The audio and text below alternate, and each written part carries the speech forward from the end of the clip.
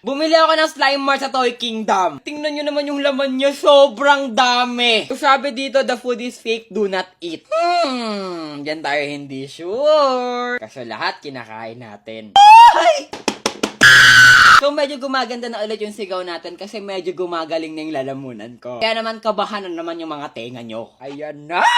Ito yung mga laman niya. Isa-isahin natin. Merong mozzarella pizza cheese slime, dough slime, meron ding egg slime, olive oil slime, pepperoni slime, tomato paste slime. Ay, ilalagay natin siya doon. Ito yung pinaka-tutorial niya. Meron ulit. Merong leaf slime. Of course, slime activator. Ganito yung kakalabasan ng ating lulutuing slime. Lalatagan natin itong plastic carpet. Sabi dito, ipagkasama natin yung dough at egg. Ito yung dough. Hala, ang ganda nyo naman tingnan. Mukha siyang nakakagutom. Shit, lasa siyang sabon. Lasa siyang sabon. Hindi pala siya masarap. Sino ba naman kasi may sabing kainin mo yan? Next, itong egg. Open natin. Egg kayong itsura nyo. Ay! Alam, mukha nga siyang egg. Ang galing tingnan nyo. Ang premium naman ng laruang to. Pero ang galing hindi siya nababasa. Ow! Alo! Ay! Itlog nga siya! Ang galing-galing naman ng laruang to. Lagyan na natin yung itlog dito. Ibang itlog yung ilalagay natin. As in guys, mukha talaga siyang itlog. Hindi yung itlog na ano ha! Hoy! Mix na natin. Alo, parang ang sarap-sarap niyang kainin. Pero na-trauma na talaga ako kanina kasi ang sama talaga ng lasa niya. Imimix lang natin siya. Sobrang satisfying niyang lamas-lamasin. And ayan na, fully mix na natin siya. Ipipress natin para magmukha talaga siyang dough. I think siguro perfect na itong dough natin. Next, lagyan doon natin siya ng tomato paste slime. Ibubulang natin yung slime dito. Ayun! Ganito yung itsura ng slime. Para talaga siyang ketchup. Spread natin siya. Na-spread na natin yung sauce. Ngayon naman, lagyan natin siya ng mozzarella. Open na natin. Ayan. Parang ang pangit! Next is pepperoni. Ganito yung itsura niya. Parang boto. Cut lang natin yung mga pepperoni. And eto yung mga pepperoni na nagawa natin. Lagay lang natin siya dito sa mga gilid-gilid. And dito. Next naman is ilalagay na natin yung mga dahon. Lagay natin siya dito para hindi pangit tingnan yung mga namumuong pula-pula. Okay, then dito. And dito. Siyempre, lagay din tayo ng oil para mas masarap siyang tingnan. Spread natin yung oil. Ayun. Lagay natin siya dito. Ayun, parang mas masarap na siyang tingnan ngayon. And lastly, eto. Ilalagay natin siya dito. Here. Bantot sa kabila.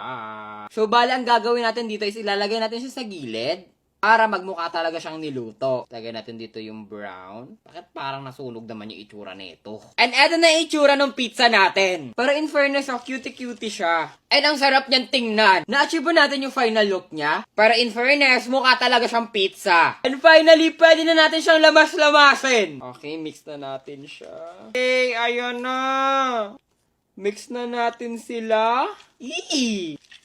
Ang lapot niya! Eee! Sobrang lagkit! Pero in fairness, ang satisfying! Mix lang natin siya. Lagyan natin ng slime activator. Lagyan natin ng konti. Ay, naparami. Kaya kung gusto niyo pang gumawa ko ng mga ganitong video, comment down below! May nagpadala sa atin ng parcel! And kung titingnan niyo, sobrang laki niya! Kaya naman excited akong buksan siya. Di ko alam kung anong parcel yung dumating sa akin. Kasi bigla lang talagang tumawag si Kuyang Rider. Meron ka daw po ditong parcel malaki. Bayad na po. Malaki tas bayad. Ano kaya yun? So, buksan na natin siya! Ano kaya to? Hala!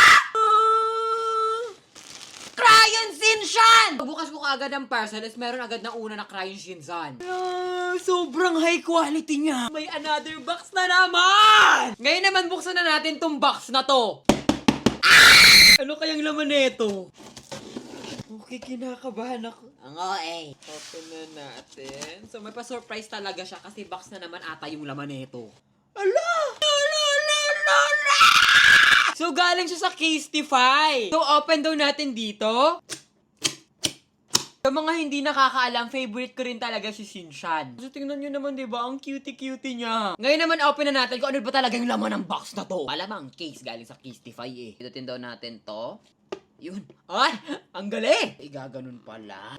Ay! OA, sobrang OA mo, Ning. Ay! Tingnan niyo yung laman niya sa loob. Parang blind box yung atake niya. Pili tayo ng isa. Ano kayong laman nito?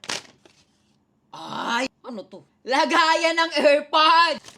O, diba? Pagka-cute! Sobrang cute na ng lagayan ng AirPods ko. Diba? Sobrang ganda. Oo. Ang cutie! Ay! Mukhang alam ko na kung ano to. Hala! Ang cute naman ni Shinsan! Sobrang premium ng quality. Try nating ilagay. Ay, pasabog! Mukhang case na naman yung nabunot natin. Ano naman kaya to? Hala! Mas cute ito! Kasi tingnan nyo naman, oh. Same sila na itong laruan ko. Grabe! Sobrang cutie! Ipalit natin? Feeling ko tuloy mas perfect to. Meron ba tayo dito ng dalawang blind box? Blind box daw pa yun nasa plastic. Eddie, blind plastic. Ano kaya to? Ala! Keychain, oh! Pwede natin siyang ilagay dito. Oh, diba? Sobrang cutie niya! Ilalagay ko lang siya sa kamay para pag nasa labas ako, hindi madekwat yung phone ko. Eh, naka-Casetify ba naman? Case pa lang, oh, diba? Sobrang mahal na. Okay, last plastic. Pero syempre dahil last, syempre sisigaw tayo. Or wag na. Sige, balato ko na lang sa inyo. Na-prank kita na! Ano kaya to? Ano to? Ala! Ang cutie, oh! Lalagay mo siya dito. Ala, sobrang cute. Di ba naman nakalabas ang puwet? Di ba ang cutie, oh? Di ba? Di ba sobrang sasyal? Feel ko bottom si Shinsan. Uy, bata yun. Ba't naman nakalabas ang puwet na yan? Pero in fairness, sobrang cutie niya. Hindi naman kita yung butas, okay lang yun. Tapos nagaganon-ganon siya, oh. Sobrang angas naman nun! And eto lahat na nakuha kong cute products from Casetify. Mas lalo ko tuloy naging favorite si Shinsan. Kaya naman sana mapadalhan ulit.